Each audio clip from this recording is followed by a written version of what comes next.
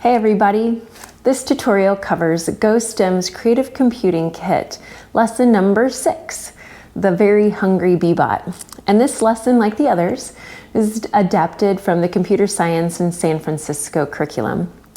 And the objectives for the lesson are that students will be able to rehearse a sequence before programming the Bee-Bot and incorporate storytelling with foods while programming the Bee-Bot.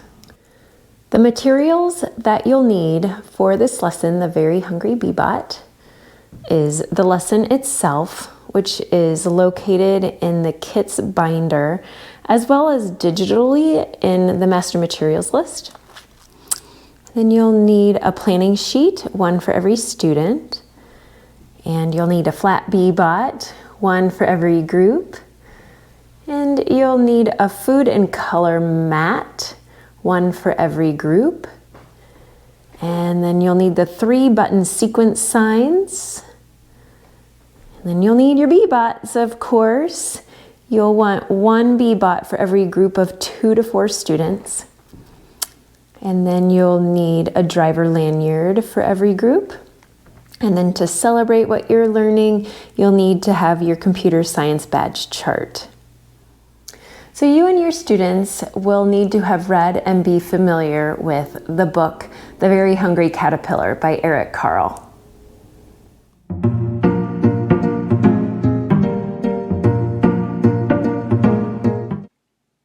Welcome your students back to another session of creative computing, where you're learning how to use the power of computers to solve problems and to express ourselves.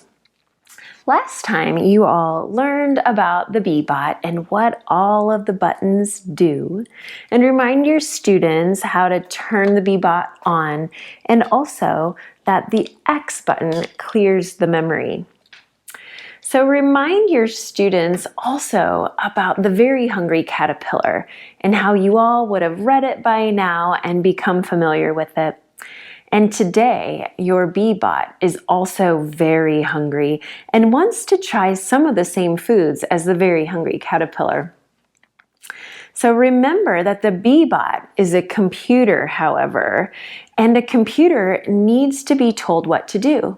So we need to tell the hungry Bee-Bot how to get to the same food as the Very Hungry Caterpillar in the same sequence. So to tell a computer what to do is to program a computer. So program or programming is our word of the day. So let's wiggle our fingers every time we hear the word program or programming. So remember, we are also practicing perseverance. And what does perseverance mean again? Ah, yes, to keep trying over and over again, even when things are hard. Remind students about the rules around the Bee-Bot.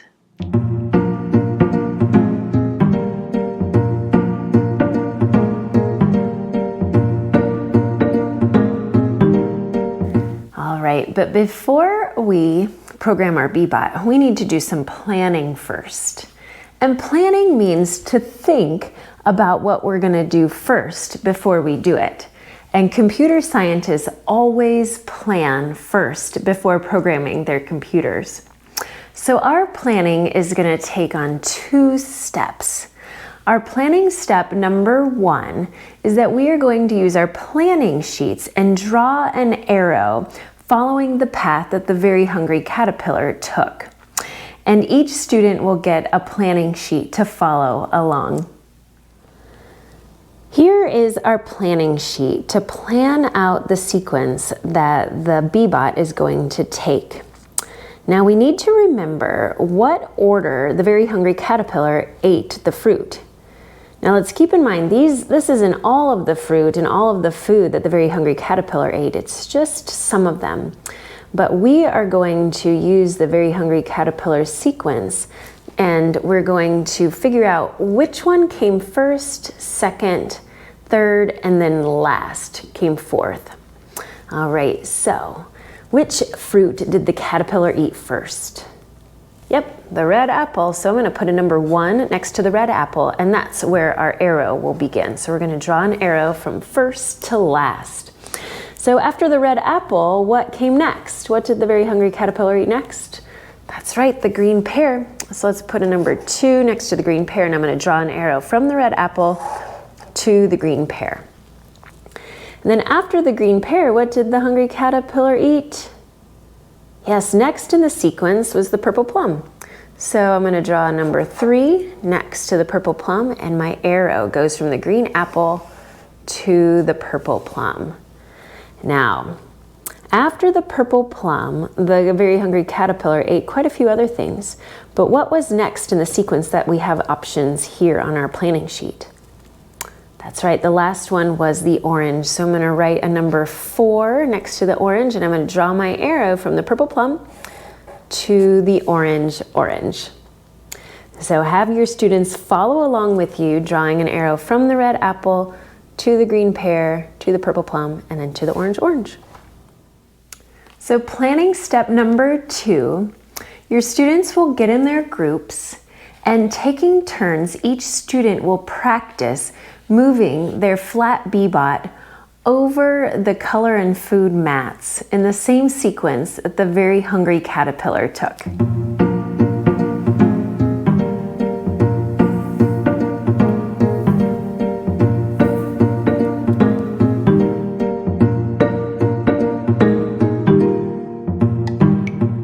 You've planned, now you're ready to program your B-Bot.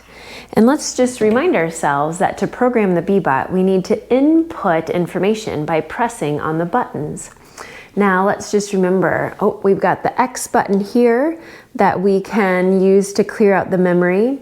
We've got our direction buttons. It can go forward, it can turn to one side, it can turn to the other, right or left, and then it can go backwards also.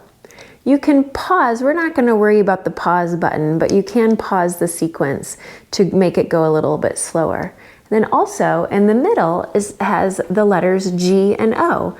G and O spells go. So we are going to use 3 buttons to program our B-Bot at a time. So we're always going to start with that X. Everybody join together. Let's move our bodies. So we'll make our arms into an X. We always start, number 1 is X. It's the first button we press. Then we're going to press one of the direction buttons. So you either can go forward, you can go back, and I'm going to mirror you. You can go left, or you can go right. That's for you educators to know that I do know my left from my right. And then we're going to hit go. So this is thumbs up for go. So our 3 buttons will be X, a direction, and go. You also have your 3-button sequence signs that you can use to show the students, so that the 3 buttons could be X, forward and go, X, backward and go, X to the right and go, or X to the left and go. So your students are going to take turns like they did in the previous lesson. So each student will have to have the driver lanyard on in order to operate the B-Bot. So let's model how this is going to look with our color mat. All right, here's my color mat on the floor. I've gone ahead and taped it on the floor on the corners just so that it doesn't move. And I also know that my B-Bot is going to start, from all that planning I did, my B-Bot's going to start at the red apple. And educators, just know that you're going to want your students to start the B-Bot just a little bit off of the red apple, otherwise it will run off the mat on the other side. And from all the planning that I did, I also know that my first step is to have the B-Bot go forward. So my 3-button sequence will be X, forward, and go. And you might want to start off by just kind of having the B-Bot be a little bit off there. So I'm going to press my buttons. I'm going to start with X. I'm going to hit forward. And I'm going to hit go. And I'm going to see where it goes. Oh dear. the B-Bot went off the mat. So that tells me that I need to start my B-Bot right in line so it's facing the direction that it needs to go. All right, so that brings up a good point. When there's a mistake made, that's okay. The next driver, the next student will get to try to debug, that's my little quotation mark, will get to debug the route and try to make it right. But do make sure your students start the B-Bot so that it's moving in the direction of the green pair, not off to the side a little bit. All right, it's the children's turn to work together in their teams to get the very hungry B-Bot from the red apple to the orange in the same sequence as the very hungry caterpillar. Now, they're going to use the same process, taking turns using the driver lanyards as they did last lesson. So whenever somebody has the driver lanyard, it's their turn to program the B-Bot.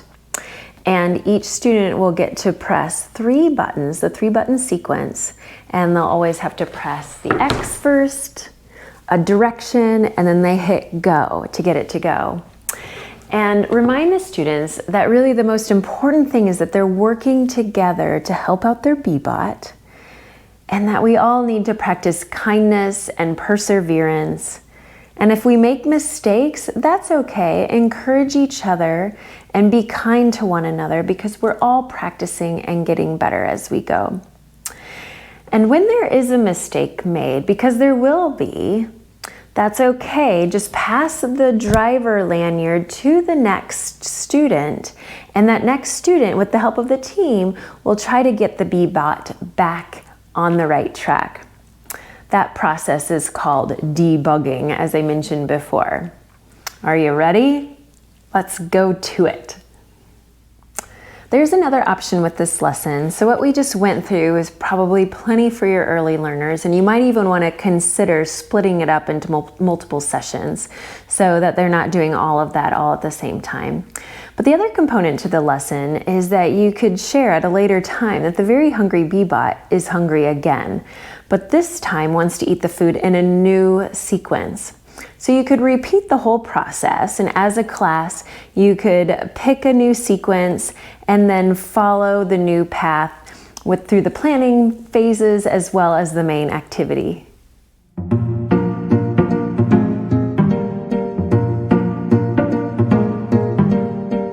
Now it's time to wrap up and showcase the children's hard work. Circle up and show a few of the group's planning sheets, like underneath a document camera or something like that, as well as have some of the groups share how they programmed their B-Bot. Then you can ask the learners a few questions. You could ask, what was hard about today in programming your B-Bot? And how did you persevere? And if you had another try, what sequence would you choose for your very hungry B-Bot? And then lastly, once again, it's time to look at your badge chart and celebrate what you're learning today. And today, the students earn the badge, program a computer. So make sure they all give themselves pats on the back for all of their planning and programming hard work. And as always, educators, you have your grab and go card to carry along with you for an at-a-glance view of the lesson. That's it for lesson 6. Thanks so much for watching.